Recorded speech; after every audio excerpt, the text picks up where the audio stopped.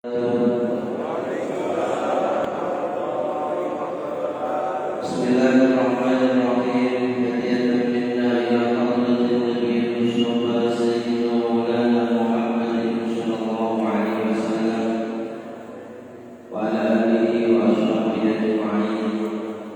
Jami'i masyayikhina wa masyayikhina hadiyatan minhum wal aqwam khususan ba'da diberi alaihi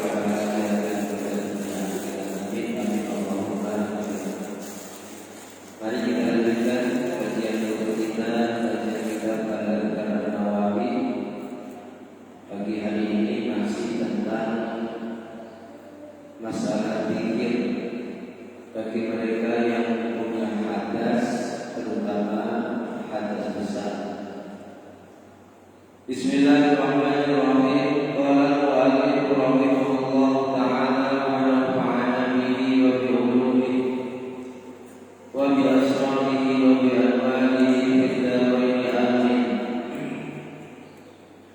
Wa qala ba'du ashabina liu al-imam an-Nawawi berkata, sebagian ashab Syafi'i berkata,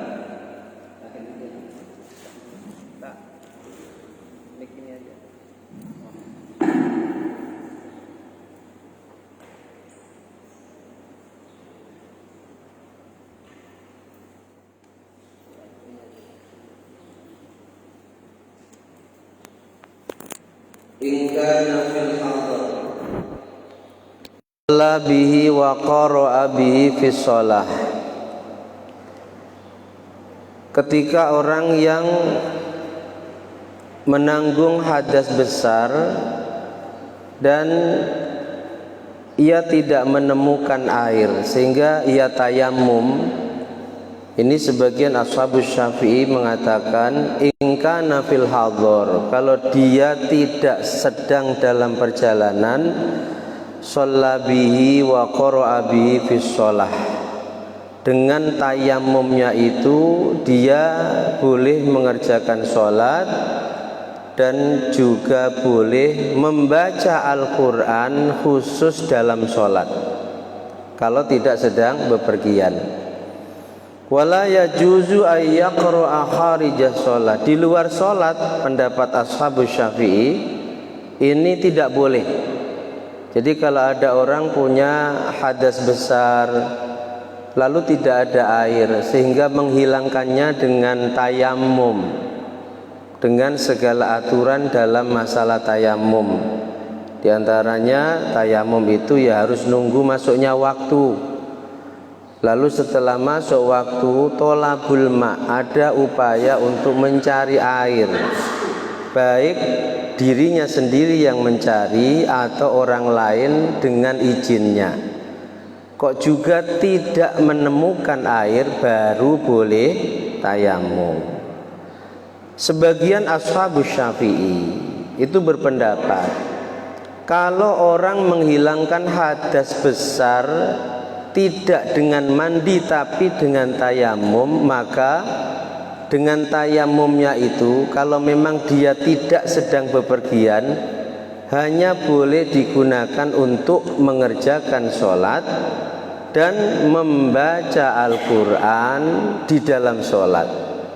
Kalau di luar sholat tidak diperbolehkan. Pendapat ashab. Nah, pendapat ashabus Syafi'i ini terkadang berbeda dengan pendapat mazhab, itu hal yang biasa dan kita tak perlu kaget. Kita sikapi perbedaan itu sebagai rahmat untuk kita agar kita punya pilihan.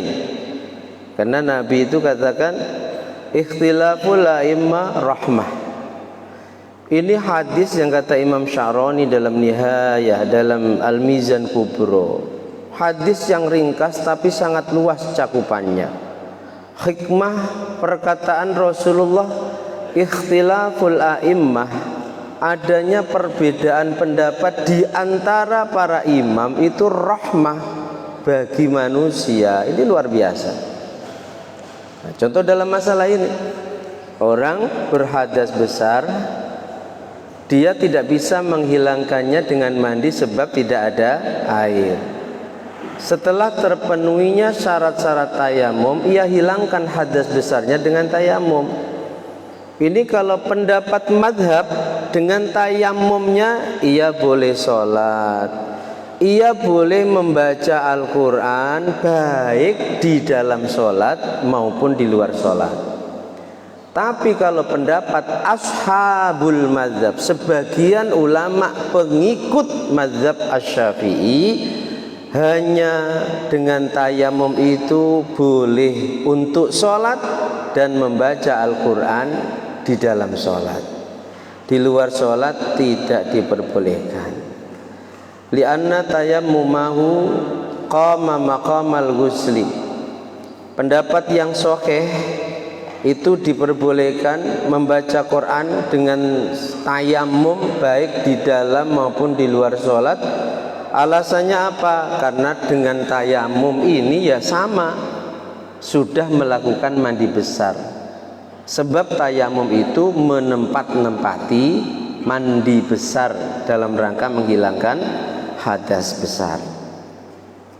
Walau tayammama al-junubu, ketika ada orang junub melakukan tayamum, summa ro'amaan, lalu setelah tayamum ada informasi bahwa air sudah ada, ATP sudah hidup, ATP sudah mengalir kalau di Batam, atau kalau di tengah gurun ada sebagian yang telah menjumpai air, ternyata di sana ada air, maka tak boleh dia sholat dengan tayamum itu, tapi yang wajib baginya yalzamuhu istimaluhu, mandi dengan air yang dijumpainya, mandi dengan air yang didapatinya. Fa innahu yahrumu 'alail qiraah wa jami'u ma yahrumu 'alal junub hatta yaghtasila. Sudah tayamum lalu ada kabar air ada, dia belum mandi meskipun sudah tayamum, maka haram baginya membaca Al-Quran dan juga haram baginya perkara-perkara yang diharamkan bagi orang yang sedang menanggung hadas besar sampai benar-benar dia mandi meskipun sudah tayamum. Jadi tayamum itu batal ketika setelah tayamum ditemukan air. Nah, perkara-perkara yang diharamkan bagi orang yang sedang menanggung hadas besar ini ada 5. Jadi ada perbedaan perkara-perkara yang diharamkan bagi wanita haid dan nifas dan bagi orang yang menanggung hadas besar, entah itu mimpi basah atau selesai melakukan hubungan suami istri. Kalau bagi wanita haid dan nifas diharamkan baginya 8 perkara. Apa itu? 1. Sholat, tak boleh wanita haid dan nifas sholat. 2. Puasa. Kalau sholat tak perlu diqadha ketika wanita haid dan nifas sudah berhenti darahnya dan sudah mandi besar. Tapi kalau puasa wajib diqadha. Wa 'alal ladzina itu fa in kana minkum maridun aw ala safarin fa'iddatun min ayyamin ukhra wa 'alal ladzina yutiquna fidyatun tu'amu miskin. Itu aturan dalam puasa. Kalau tidak dikerjakan di waktunya maka qadha di hari yang lain. Nah itu. Jadi kalau wanita haid ini 8 perkara. 1. Salat. 2. Puasa. 3. Membaca Al-Quran biqasdi, dengan niat membaca Quran. 4. Menyentuh Al-Quran, menyentuh mushaf. 5. Membawanya, bukan membawa tempat yang di dalamnya ada Al-Quran. Ini beda. Kalau menyentuh saja diharamkan, ini masuk dalam bab mafhum aulawi. Kalau masuknya menyentuhnya saja haram, tentu membawanya lebih haram. Membawa mushaf beda dengan membawa tas yang di dalamnya ada mushaf. Kalau yang dibawa tasnya meskipun di dalamnya ada mushaf tidak haram, tapi membawa mushaf dalam pengertian dipegang di bawah itu haram. Kemudian dukhulul masjid, wanita haid masuk dan berdiam diri di dalam masjid haram. Tawaf haram. Al-wad'u, melakukan hubungan suami istri juga haram. Istimta', bersenang-senang bima baina surrah war rukbah, ya, jadi bersenang-senang dengan anggota tubuh yang ada di antara lutut dan pusar. Haram untuk wanita yang darah haid dan nifasnya masih keluar, masih mengalir. Tapi kalau sudah berhenti belum mandi, halal. Yang haram hanya 1, melakukan hubungan suami istri. Kalau untuk orang yang junub 5, haram bagi orang yang junub 5 perkara. 1. Sholat, tidak boleh orang yang junub sholat, tapi dia wajib mengqadha sholatnya ketika ditinggalkan. Paham? Tapi kalau haid dan nifas tidak wajib qadha, bahkan tidak boleh diqadha. Yang kedua, membaca Quran dengan niat membaca Quran. Yang ketiga, menyentuh mushaf. Yang keempat, membawanya. Kemudian yang kelima, yang keempat menyentuh dan membawa jadi 1. Yang keempat, tawaf gak boleh. Dan yang kelima, al-lubsu fil masjid.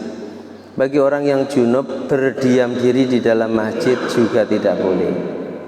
Cuma dalam mazhab Hambali khusus junub bukan haid dan nifas diperbolehkan bagi orang yang junub berdiam diri di dalam masjid tapi harus wudhu dulu. Hukumnya hanya sebatas makruh mazhab Hambali ya. Tapi wanita haid dan nifas ini 4 mazhab sepakat kalau berdiam diri haram.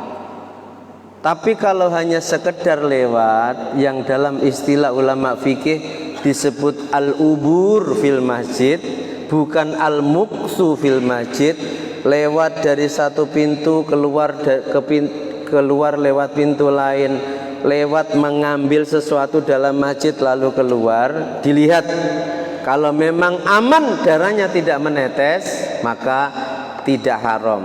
Tapi kalau tidak aman, mungkin mohon maaf darahnya masih keluar dan perempuan atau wanita itu tidak bawa pengaman softtek sehingga dikhawatirkan menetes, meskipun hanya sekedar lewat, hukumnya juga haram. Tapi kalau berdiam diri dengan alasan apapun, entah berdiam dirinya ngaji, meskipun dia merasa aman dengan berdiam dirinya itu, sebab pakai softtek yang mahal tak mungkin darah itu keluar, 4 mazhab sepakat haram.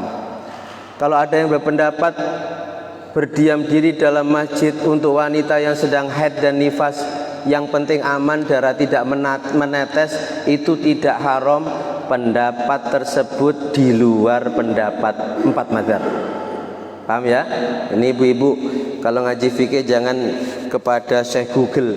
Kalau ngaji fikihnya Syekh Google, hukum wanita haid diam diri dalam masjid, yang rating pertama pasti jawabannya tidak masalah. Yang penting aman, darah haidnya nggak keluar. Dalilnya sama. Dalil Sayyidah Aisyah sedang haid, lalu diperintahkan oleh Rasul, nawilini al-khumrah fil masjid, ambilkan khumrah di dalam masjid wahai Aisyah. Ambilkan khumrah itu sajadah kecil dalam masjid. Lalu Sayyidah Aisyah mengambil dan keluar. Ini 4 mazhab memahami bahwa Sayyidah Aisyah diperintahkan Rasul masuk ke dalam masjid itu hanya ubur, lewat saja, ngambil khumrah terus keluar. 4 mazhab. Kalau saya Google tidak, dalil itu menunjukkan bahwa wanita haid yang penting aman, darahnya tidak keluar, berdiam diri di dalam masjid halal. Ini hati-hati ya. Makanya ngaji fikih harus cari guru yang benar akidahnya jelas, pahamnya. Jangan belajar agama karena kecanggihan teknologi kita belajarnya pada internet, jangan, bahaya. Di antara bahayanya seperti itu. 4 mazhab sepakat haram, ia berpendapat halal, dalilnya sama, lalu diakal-akal sendiri, ya masuk akal. Ini nggak boleh ya. Hadza huwal madhab. Walau tayammama, ketika ada orang bertayamum, wasalla, dia sholat dengan tayamumnya, wa qara'a, lalu dia baca Al-Quran, summa aroda tayamum li hadasin, lalu dia ingin tayamum lagi sebab hadas. Tayamum itu beda dengan wudhu dan mandi wajib. Satu tayamum hanya boleh untuk 1 sholat fardu, tapi boleh untuk banyak sholat sunnah. Tapi kalau 1 wudhu, 1 mandi wajib plus wudhu, ini boleh untuk 5 sholat fardu sekalian boleh. Semisal kita mampu menahan hadas, setelah mandi wajib wudhu, lalu kita gunakan wudhu kita itu untuk sholat zuhur, asar, maghrib, isya, subuh boleh. Tapi kalau tayamum hanya boleh untuk 1 sholat fardu dan banyak sholat sunnah. Itu pun tayamumnya nunggu waktu masuk. Kalau wudhu tidak ada syarat. Semisal mau sholat duhur, wudhunya jam 9 boleh. Tapi kalau tayamum atau bersucinya orang yang Allah uji salis. Salis itu beser. Beser itu ya ada beser kentut, beser angin, salisurrih, ada salisul baul, beser kencing. Pokoknya kalau pengen kencing, mau pengen saja langsung keluar. Klepnya sudah dol. Ya. Kentut gak bisa ditahan, basbus. Kencing gak bisa ditahan. Atau wanita yang diuji dengan darah istihadhah, keluar terus. Nah, orang-orang yang diuji seperti ini, cara bersucinya beda. Tak boleh lalu bersuci untuk sholat duhur, ia kerjakan sebelum sholat duhur, gak boleh. Semisal jam 12 sholat duhur, orang-orang seperti itu bersucinya jam 12 kurang 10, nggak boleh, harus nunggu waktu masuk, lalu dibersihkan semuanya, bersuci, dibungkus, meskipun setelah bersuci bahkan saat sholat itu keluar nggak masalah. Tapi kalau untuk orang normal, makanya kita harus bersyukur, untuk orang normal meskipun bersucinya kita jauh sebelum masuk waktu sholat, tetap diperbolehkan. Ya tentunya dengan syarat bisa menjaga hadas. Jangan bersuci jam 9, sholat duhurnya jam 12, tapi jam 11 sudah kentut, ya harus wudu lagi kalau seperti itu ya. Auli faridhatin ukhra auli ghairi dzalik lam tuhram alail qiraah. Jadi kalau ada orang tayamum, lalu dengan tayamumnya dia sholat, dia baca Quran, kemudian karena hadas dia tayamum lagi, atau karena mau mengerjakan sholat fardu dia tayamum lagi, maka sebelum tayamum yang kedua itu lam tuhram alaihil qiraah, tidak haram baginya membaca Al-Quran. Hadza wal madzhabus shahih al mukhtar. Ini adalah pendapat mazhab yang sahih dan yang terpilih. Artinya kalau sudah tayamum, baik di dalam sholat maupun di luar sholat, sudah boleh membaca Al-Quran sebagaimana diperbolehkannya membaca Al-Quran bagi mereka yang tidak menanggung hadas besar. Wa fihi wajhun. Inilah ulama. Ulama itu beda pendapat biasa. Ya, sekali lagi, dalil ikhtilaful a'immah rahmah itu pegang erat-erat, sehingga kita tidak akan menjadi orang yang kagetan. Ada orang sholat begini disalahkan, ada orang sholat pakai usolli disalahkan, ada orang sholat setelah sholat zikir keras disalahkan. Ini kurang ngopi, ya, kurang ngopi, temannya kurang banyak, jalannya kurang jauh. Ya, kita harus paham bahwa ikhtilaful a'immah rahmah. Ulama berbeda pendapat itu rahmat bagi kita. Sebagian ashabus syafi'i ada yang berpendapat yahrumu. Jadi tayamum ini ya hanya boleh digunakan untuk sholat, satu sholat, dan baca Quran dalam sholat. Kalau dia batal, dia tidak boleh baca Quran di luar sholat. Tapi ini pendapat yang dhaif, wa huwa dhaifun, itu pendapat yang lemah. Amma idza lam yajid al-junub ma'an. Adapun ketika orang yang sedang junub menanggung hadas besar itu tidak menemukan air, wala turoban, juga tidak menemukan debu, tak bisa mandi besar, juga tak bisa tayamum, tak bisa wudu juga karena nggak ada air, maka fa innahu yusalli li hurmatil waqti, tetap dia harus sholat, sholatnya untuk hormat waktu sholat. Ala hasbi hali, mau sholat harus wudu karena dia hadas kecil, harus mandi karena dia hadas besar, tapi nggak ada air. Sudah nggak ada air, cari debu juga nggak ada. Debu yang memenuhi syarat untuk tayamum. Coba dipahami redaksi dalam kitab-kitab fikih. Tayamum itu kan dengan debu dari tanah. Jadi tanah ada debunya yang suci, itu yang bisa kita gunakan untuk tayamum. Bukan debu dari jok pesawat, bukan debu dari tembok, bukan. Makanya sebagian besar ulama kita mengatakan tayamum dengan debu yang katanya ada di jok pesawat itu nggak sah, karena nggak ada debunya. Tayamum itu dengan debu dari tanah, itu pun harus benar-benar suci. Cari debu yang memenuhi syarat untuk tayamum juga nggak ada, maka dia sholat tanpa bersuci.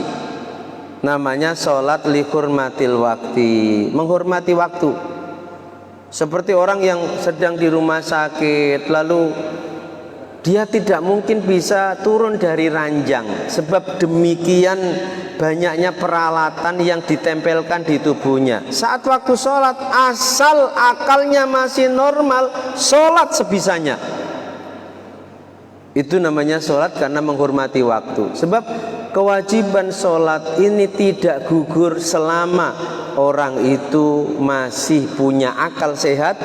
Yang kedua, masih punya nyawa. Meskipun seluruh tubuhnya tidak bisa difungsikan, tapi akal sehat, nyawa masih ada, kewajiban sholat tidak gugur. Tak bisa berdiri, duduk. Tak bisa duduk, tidur miring. Tak bisa tidur miring, tidur terlentang. Orang yang nggak pernah praktek sholat tidur miring itu pasti gambarannya nanti kalau ruko lalu dibungkukkan tubuhnya dalam posisi tidur miring sedikit, nanti lurus lagi, nanti dibungkukkan lagi. Ini pasti gambarannya seperti itu. Tidak. Tata cara sholat dengan tidur miring itu saat ruko dan sujud ya dia duduk. Ruko, sujud, duduk. Saat pengganti berdiri dan duduk yang lama untuk tahiyat itu dilakukan dengan tidur miring. Jadi sholat li hurmatil waktu. Seperti sholat di pesawat, itu 4 mazhab nggak ada yang mengatakan sah. Yang mengatakan itu ulama, mohon maaf, ulama Wahabi. Sebab apa? Di antara syarat yang disepakati sholat itu sah adalah harus nempel dengan bumi. Kalau di kapal sah sebab kapal nempel dengan air, air dengan bumi. Kalau di awang-awang ini enggak sah. Tapi kita tetap sholat di pesawat meskipun tidak sah. Namanya sholat li hurmatil wakti. Nanti kalau turun sholat lagi. Jadi orang sakit 9 hari nggak bisa turun dari ranjang di rumah sakit, saat waktunya sholat, sholat sebisanya dengan isyarah, sebisanya dalam rangka menghormati waktu. Kalau nanti sembuh, dikodok lagi apa yang dilakukan. Kalau tahu harus dikodok ya nggak usah sholat. Nah ini bedanya. Kalau kita sudah sholat sebisanya kita karena kondisi dalam rangka menghormati waktu, andekan kita meninggal, kita tidak punya qadha sholat. Andekan kita meninggal. Tapi kalau kita tidak sholat li hurmatil waktu, kemudian kita meninggal, kita masih punya dosa meninggalkan sholat. Bedanya di sana. Tapi sholat li hurmatil waktu tetap harus diulangi kembali. Wa tahrumu alaihil qira'ah kharija shalah. Nah, bagi orang yang seperti ini, dia tidak bisa bersuci dengan air karena nggak ada, juga tidak bisa tayamum. Dia sholat sebisanya, sholat tanpa bersuci. Tapi dia diharamkan membaca Al-Quran di luar sholat dengan tujuan dan maksud membaca Al-Quran. Wa yahrumu alaihi yaqra'a fi sholat. Dan di dalam sholat itu pun hanya diperbolehkan membaca Fatihah, tidak lebih dari itu. Baca surah diharamkan. Bagi siapa? Bagi orang yang punya hadas besar, dia tidak bisa mandi karena tidak ada air, juga tidak bisa tayamum karena tidak ada debu.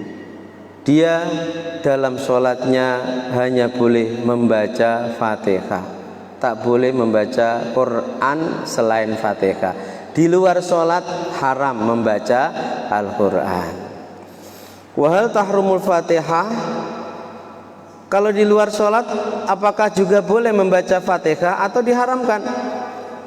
Fihi wajhani, ada dua pendapat pandangan dalam mazhab Syafi'i. As-saquhuma la tahrumu bal tajibu, dalam sholat ya.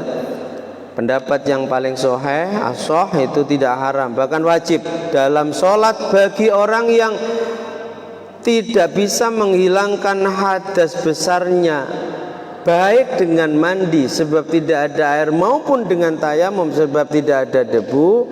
Maka pendapat yang as-sah, dia nggak boleh baca Quran meskipun itu Fatihah. Lalu gimana? Ya sholatnya nggak usah baca Fatihah, karena baca Fatihah ini syaratnya harus suci dari hadas besar. Baca Quran, kalau diniati baca Quran, kalau orang nggak bisa tayamum, nggak bisa mandi, berarti dia masih menanggung hadas besar. Fa inna sholata la tasihu illa biha. Jadi asahuma la tahrum, menurut kaul yang asah tidak haram, wajib, tetap wajib. Sebab alasan sholat tidak sah tanpa baca Fatihah. Ini ya harus dipahami. Fatihah itu wajib dibaca oleh setiap orang yang sholat, baik statusnya sebagai imam atau sholat sendirian atau makmum. Ini sekaligus meluruskan pemahaman bahwa kalau sudah makmum gak wajib baca Fatihah. Ada yang memahami seperti itu, kalau makmum gak usah baca Fatihah, Fatihahnya ditanggung imam katanya. Makmum itu ada yang namanya makmum muwafiq, ada yang namanya makmum masbuk. Yang ditanggung imam itu Fatihahnya makmum masbuk. Lah makmum masbuk itu siapa? Wah, panjang lebar nanti. Fokus di sini saja. Jadi la sholata, tidak ada salat liman lam yaqra bi Fatihatil kitab. Ini hadisnya, bagi orang yang ketika salat tidak membaca Fatihah. Hadis ini bukan hanya berlaku bagi imam dan yang sholat sendirian, bukan. Makmum pun tetap wajib membaca Fatihah. Nah terkadang karena ketidaktahuannya makmum saat ada waktu bisa ia gunakan untuk membaca Fatihah, tidak ia gunakan untuk membaca Fatihah, dia baca iftitah yang itu hanya sekedar dia mendengarkan bacaan imam yang itu hanya sekedar baca Fatihah yang wajib ditinggalkan. Kenapa ditinggalkan? Kan sunnah mendengarkan bacaannya imam, Ustaz. Lah Fatihah wajib. Kaidahnya al wajib la yutraku illa lil wajib. Perkara wajib gak boleh ditinggalkan kecuali untuk melakukan perkara wajib lainnya.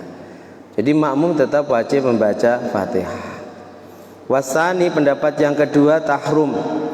Jadi bagi orang yang tidak bisa bersuci dari hadas besarnya baik dengan mandi maupun tayamum, pendapat yang kedua, dia tetap sholat hurmatil waktu, tapi saat sholat haram membaca Fatihah. Lalu membaca apa? Membaca zikir-zikir sebagai gantinya Fatihah. Wahadhi furu' ru'aitu isbataha. Ini adalah cabangan dari masalah-masalah pokok yang perlu saya jelaskan, kata Imam An-Nawawi. Fadzakartuha muhtasorotan, aku jelaskan secara ringkas karena perlu ada hal yang dibahas selain itu. Falha tatimmat, kalau tidak ringkas ya panjang lebar penjelasannya. Wallahu alam. Faslun yang bagi ayyakuna dzakir, ini etika dalam berzikir. Insyaallah kita lanjutkan pada pertemuan berikutnya. Wallahu a'lam bishawab. Al-Fatihah.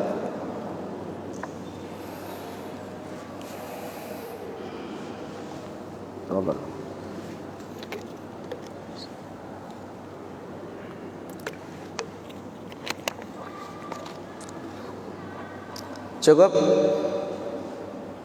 Ada pertanyaan? 2 menit lagi kita masuk waktu isyraq.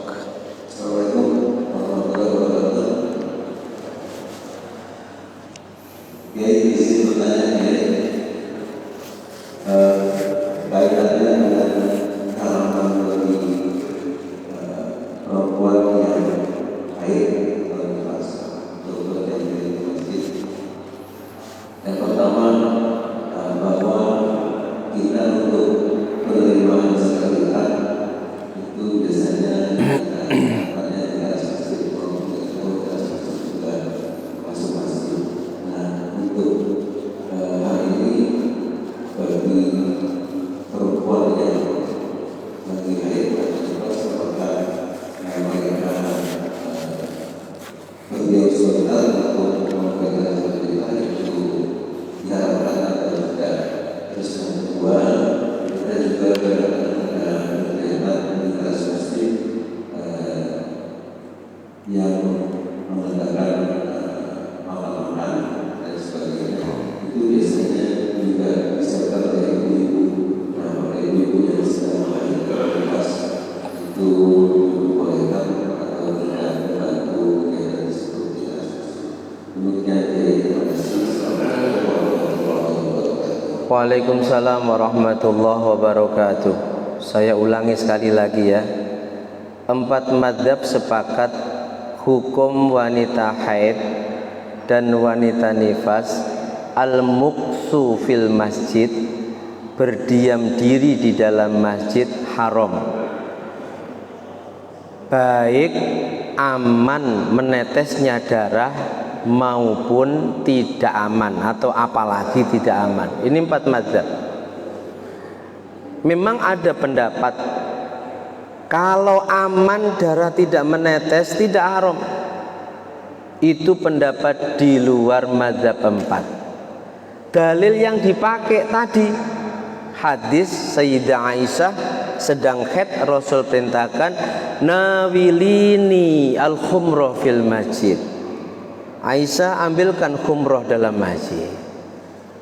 Ini 4 madhab memahami nawilini itu tidak muksu berdiam diri, tapi hanya lewat mengambil terus balik. Yang keharaman al-muksu fil masjid tidak pakai dalil itu, tapi dalil baginda Nabi katakan la ukhilla al masjida lil haidi wal junubi wa fi riwayah lil haidi wan nufasa. Itu dalilnya, tidak dihalalkan masjid itu bagi perempuan yang sedang haid, nifas ataupun orang junub. Paham ya? Kalau sudah paham sampai di sini, apapun alasannya al-muksu berdiam diri haram. Terus bagaimana kalau mau mengeluarkan zakat? Ya panitia yang keluar masjid, itu kan masalah teknis dan sangat gampang. Lalu bagaimana ibu-ibu yang suka membantu buat makanan padahal mereka haid? Nah, kalau serambi masjid di sana ada khilaf. Jadi al-muksu fil masjid yang dimaksud berdiam diri dalam masjid di sini itu ruang utama. Kalau serambi, meskipun kita tahiyat masjid di serambi, iktikaf di serambi sah, masih ada ulama yang berpendapat kalau serambi masjidnya bukan ruangan utama masjidnya, itu selama wanita haid aman darahnya tidak menetes di serambi, ada yang membolehkan. Tapi kalau di ruang utama sepakat. Sekali lagi, kalau itu kita tanyakan ke Google, pasti jawaban yang pertama boleh. Dalilnya hadis Sayyidah Aisyah yang itu dipahami oleh ulama madzhab 4, ubur lewat, bukan muksu berdiam diri. Kalau muksu dalilnya la ukhilla al masjidah, Rasul katakan tidak aku halalkan masjid bagi wanita haid dan wanita nifas. Sampai di sini bisa dipaham ya. Kemudian yang kedua apa tadi?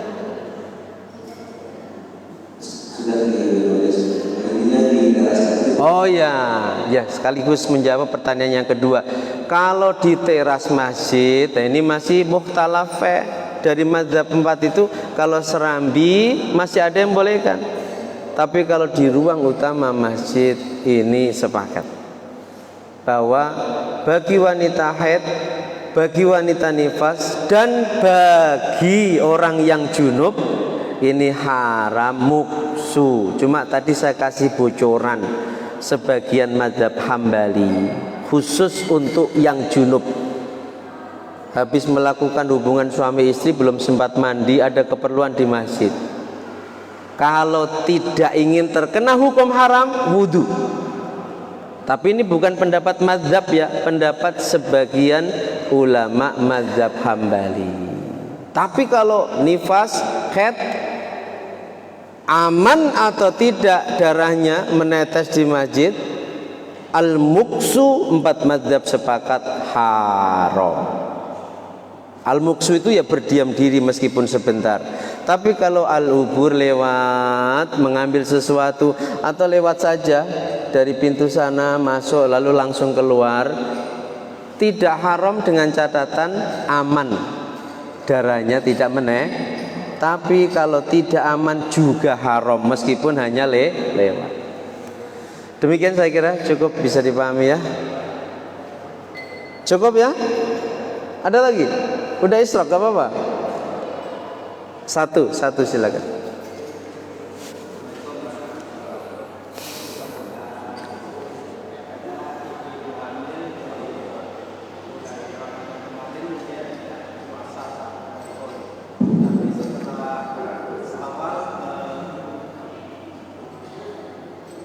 Assalamualaikum warahmatullahi wabarakatuh.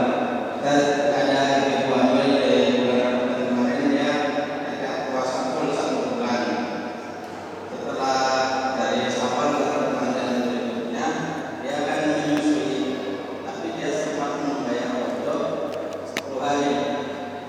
Datang ke Ramadan berikutnya, apakah Ramadan yang berikutnya dia harus mengkodok atau membayar dia? Ini nggak apa-apa ini, kelewat waktunya nggak apa-apa, izin ya, karena ini nggak bisa dijelaskan singkat. Jadi begini, wanita hamil dan wanita yang sedang menyusui boleh tidak puasa, tapi wajib mengganti puasa di hari lain.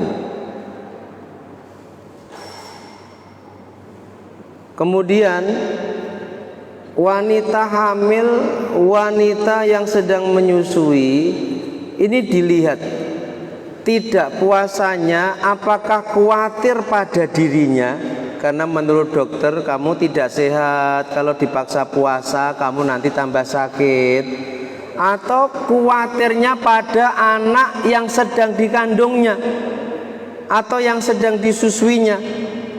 Kalau khawatirnya pada dirinya berdasarkan penjelasan ahlul khibrah, dalam hal ini adalah dokter, maka kewajibannya hanya qadha di luar Ramadan. Tapi kalau khawatirnya pada anak yang dikandungnya, nanti kalau saya puasa anak saya nggak sehat. Khawatirnya pada anak yang disusuinya, nanti kalau saya tinggal puasa anak saya kurang gizi, maka kewajibannya bukan hanya qadha di luar Ramadan, tapi juga wajib membayar fidyah. Qadha plus fidyah. Berapa fidyahnya? 1 hari 1 mud. 1 mud itu kurang lebih 7 on. Karena zakat fitrah itu 1 sok. 1 sok itu 4 mud. 1 sok 2,5 kilogram beras kurang lebih, dibagi 4 ketemunya 7 on per hari. Paham ya? Jadi hamil dan menyusui tidak puasanya itu karena khawatir pada siapa? Ini harus dilihat dari sana. Kalau khawatir pada dirinya berdasarkan petunjuk ahlul khibrah, dokter, bidan, kalau kamu puasa nanti kamu nggak sehat, maka kewajibannya hanya qadha. Tapi kalau khawatir pada bayi yang dikandungnya, ini kan sudah seperti Tuhan saja. Itu kan urusannya Tuhan, masalah anakmu yang kamu kandung, masalah anakmu yang kamu menyusui. Kok seakan-akan kamu berani menjamin kalau kamu nggak puasa pasti anakmu banyak gizi. Makanya di situ kewajibannya bukan hanya qadha tapi juga fidyah perharinya. Kemudian setelah keluar dari Ramadan, dia mengqadha puasa. Jadi tadi ya kewajibannya ya, kalau khawatir pada dirinya qadha saja. Kalau semisal 1 bulan ya dia wajib qadha 1 bulan. Tapi kalau khawatir pada bayinya, qadha plus fidyah. Lalu dalam perjalanannya setelah keluar dari Ramadan, dia hanya mampu mengqadha 10 hari saja. Yang 20 hari belum sempat diqadha sudah masuk Ramadan berikutnya. Ada aturan lagi.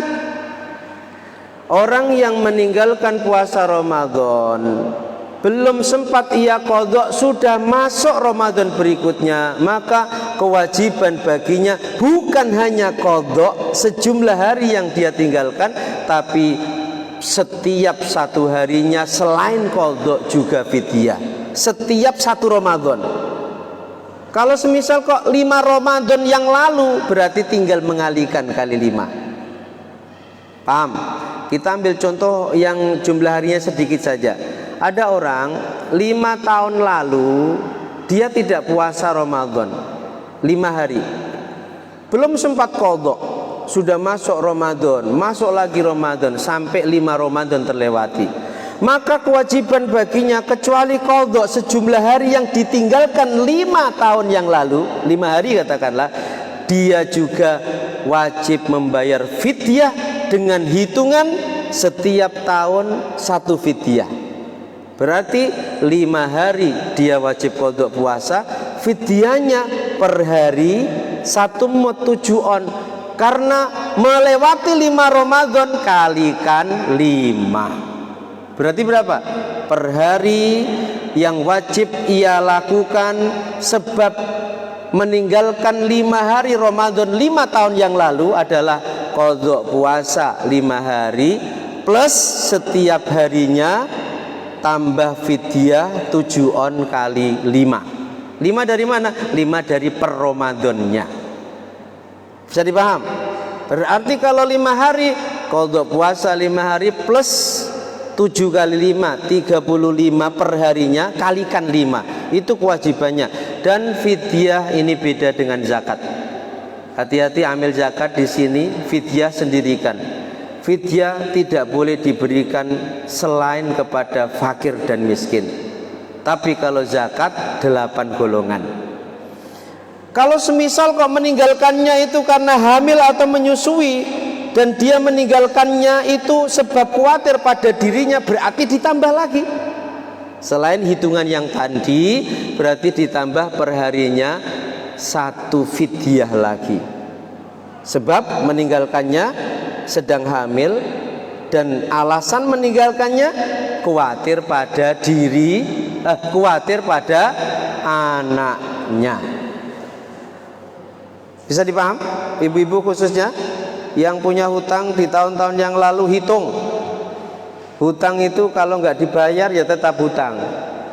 Makanya qadha sholat itu kan 3 mazhab sepakat wajib. Kalau nggak diqadha ya hutang. Orang yang terlalu banyak meninggalkan sholat di waktu lalu dan dia pusing mau mengqadha kayaknya nggak sempat, ya berharaplah ketika kita meninggal anak kita itu sayang pada kita. Ketika anak kita tahu kita punya hutang sama Allah, dia yang melunasinya. Bagaimana cara melunasi mengqadha orang yang meninggalkan sholat dan dia sudah meninggal? 2 cara, bisa fidyah, bisa diqadha. Diqadha tidak harus anaknya, bisa upah Ustaz meninggalkan sebulan kemarin ayah saya sebelum meninggal, tolong qadhakan per waktu saya kasih. Biasanya itu akad ujroh, nggak apa-apa. Di pondok kami sering dimintai masyarakat untuk mengqadhakan sholat orang yang sudah meninggal. Biasanya maghrib. Nanti sebelum maghrib diumumkan, malam ini kita diminta untuk mengqadhakan sholat almarhum fulan bin fulan.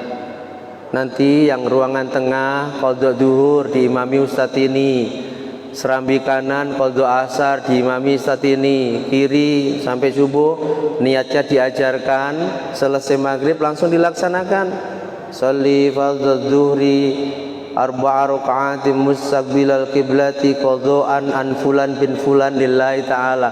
Sekali sholat, karena di pesantren 500 santri minimal yang sholat 500 sholat terselesaikan. Yang punya hajat tinggal ngasih seikhlasnya ke pondok. Itu ya. Bisa dipaham ya?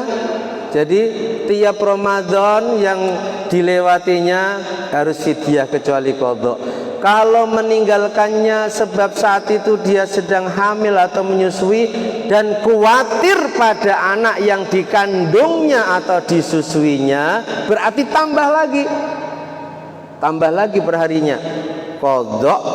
Kemudian karena 5 Ramadan berarti 7 on kali 5, tambah lagi sebab khawatir pada anaknya 7 on.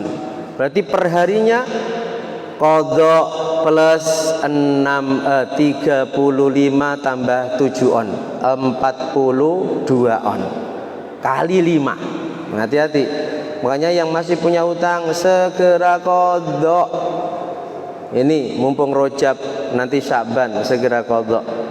Kalau qadha itu meskipun sudah melewati pertengahan Sya'ban tetap boleh. Yang enggak boleh bagi orang yang melewati tengahan Sya'ban itu adalah orang yang tak pernah sholat sunnah, tiba-tiba sholat sunnah setelah pertengahan Sya'ban. Nah itu nggak boleh. Saya kira itu cukup, bisa dipahami ya. Demikian, semoga bermanfaat. Al-Fatihah.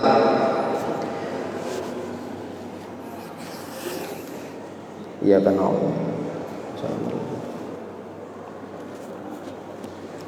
Bismillahirrahmanirrahim. Alhamdulillahirabbil alamin. Allahumma shalli ala sayyidina Muhammad wa ali. Ij'al ya Allah jam'ana hadza jam'an marhuma waj'al tafarruqana min ba'dihi tafarruqan ma'suma waj'al jami'a man hadhara fi hadzal majlis bil istiqamah wa dzurriyyatahu min ahlil ilmi wal khairi wal Qur'an wa la taj'alna wa iyyahum min ahli syarri wal ghairi wad dunya. Infa'na ma 'allamtana wa 'allimna ma yanfa'una wa zidna ilman nafi'a wa 'amalan shalihan. Allahumma arinal haqqa haqqan warzuqna ittiba'ahu, arinal batila batila warzuqna ijtinabah. Wa sallallahu ala sayyidina Muhammad wa alihi wa sahbihi wa sallam. Alhamdulillahi rabbil alamin. Bismillahirrahmanirrahim. Wal 'ashri innal insana lafi khusrin illa alladhina amanu wa 'amilus solihati wa tawassaw bil haqqi wa tawassaw bis sabr. Bismillahirrahmanirrahim. Wal 'ashri innal insana lafi khusrin illa alladhina amanu wa 'amilus solihati wa tawassaw bil haqqi wa tawassaw bis sabr.